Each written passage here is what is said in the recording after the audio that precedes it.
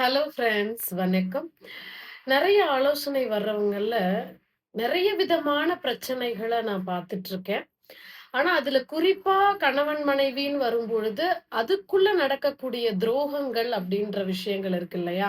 அதாவது இவங்கள மறந்துட்டு வேற ஒருத்தர விரும்புறது, அவங்களோட தொடர்பு வச்சுக்கிற நிலைமையில, அது கணவனுக்கோ, மனைவிக்கோ தெரிய வரும்பொழுது, அதன் மூலமா மனது பாதிக்கப்பட்டு, அதிர்ச்சி அடைஞ்சு, மன பாதிப்புக்குள்ளாகி வரும்பொழுது என்ன சொல்றாங்க அப்டின்னா, "இதுக்கு மருந்து மாத்திரைகள் இருக்கா? என்னால நைட்ல தூங்க முடியல. இத பத்தின நினைவுகள் அதிகமாக இருக்கு. இத என்னால மறக்கவே முடியல, மன்னிக்க முடியல. அதுக்கு ஏதாவது மருந்து மாத்திரை குடுத்து இத சரி பண்ணுங்க. இதுலேருந்து நான் எப்படி வெளியில வர்றதுன்னே தெரியலன்ற" புலம்பல்கள் தான் நெறைய நான் கேட்டுட்டு இருக்கேன். முக்கியமா துரோகம் அப்டின்ற ஒரு விஷயம் யார் மூலம் வேணாலும் இந்த லைஃப்ல நம்ம ஒரு ஒரு டைமாவது அத அனுபவிச்சே ஆகணும். அது வந்து ஃப்ரெண்ட்ஸ்னால நடக்கலாம், அண்ணன் தம்பியால நடக்கலாம், இல்ல வந்து கணவனாலயும், மனைவியாலயும் அந்த துரோகம் நடக்கலாம். நம்ம கூட இருக்கிறவங்க தான் யாரோ க்ளோஸா இருக்கிறவங்களால நமக்கு ஒரு துரோகம்ன்ற அனுபவம் இந்த வாழ்க்கையில நடந்தே ஆகணும். அந்த துரோகம்ன்ற நிகழ்வு நடக்கும் பொழுது நம்மளுடைய மனநிலைமை எப்படி ஆகுது அப்படின்னா, லைஃப்ல ரொம்ப க்ளோஸா இருக்கிறவங்கள நம்ம லைஃப்ல இழக்கிறோம். அதாவது நம்மள விட்டு அவங்க வாழ்க்கைய விட்டு பிரியிற அளவுக்கு ஒரு இறப்பு நடக்குது. ஒரு சடனான இழப்பு. அவங்க நம்மள விட்டு பிரிஞ்சிடுறாங்க அப்டின்னா, இறந்துடுறாங்க அப்டின்னா, நம்ம மனநிலை எப்படி இருக்கும்? உடனே ஹீல் ஆகுமா? உடனே அந்த காயம் மாறிடுமா?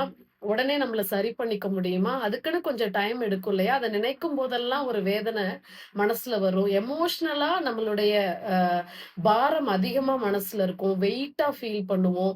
நினைக்கும் போதெல்லாம் அழுகுவோம். தூக்கம் இருக்காது. கொஞ்ச நாளைக்கு அவங்க ரொம்ப க்ளோஸா இருந்தவங்க நம்மள விட்டு போயிட்டாங்க அப்டின்னா, அவங்கள மறக்கிறதுக்குன்னு கொஞ்சம் காலகட்டம் எடுக்கும். அதே போல தான் ஒரு துரோகம்ன்ற நிகழ்வும் வாழ்க்கையில ஒரு அனுபவம் தான்.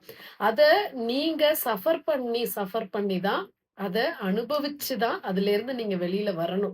கொஞ்சம் கொஞ்சமா டைம் எடுக்கும். அதுல உங்களுடைய அந்த மெச்சூரிட்டி தன்மையில உங்களுடைய ஆக்டிவிட்டிய மாத்திக்கிட்டு, சூழ்நிலைகள மாத்திக்கிட்டு, உங்கள நீங்களே காயத்திலேருந்து தைரியப்படுத்திக்கிட்டு தான் அதுல கொஞ்சம் கொஞ்சமா இந்த மாதிரி நிகழ்வும் லைஃப்ல நம்ம அனுபவிச்சு தான் ஆகணும்.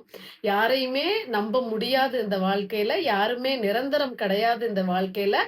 எல்லாருமே நமக்கானவங்க மட்டும் தான் அப்படின்றதும் கிடையாது இந்த வாழ்க்கையிலன்னு நெறைய அனுபவங்கள கொஞ்சம் கொஞ்சமா நம்ம பழக ஆரம்பிச்சு, அதிலேருந்து பரிச்சயமாகி தான் இந்த நிகழ்வுலேருந்து மனச நீங்களே ஆறுதல் படுத்தி, ஆசுவாசப்படுத்தி கொண்டு வரணும்.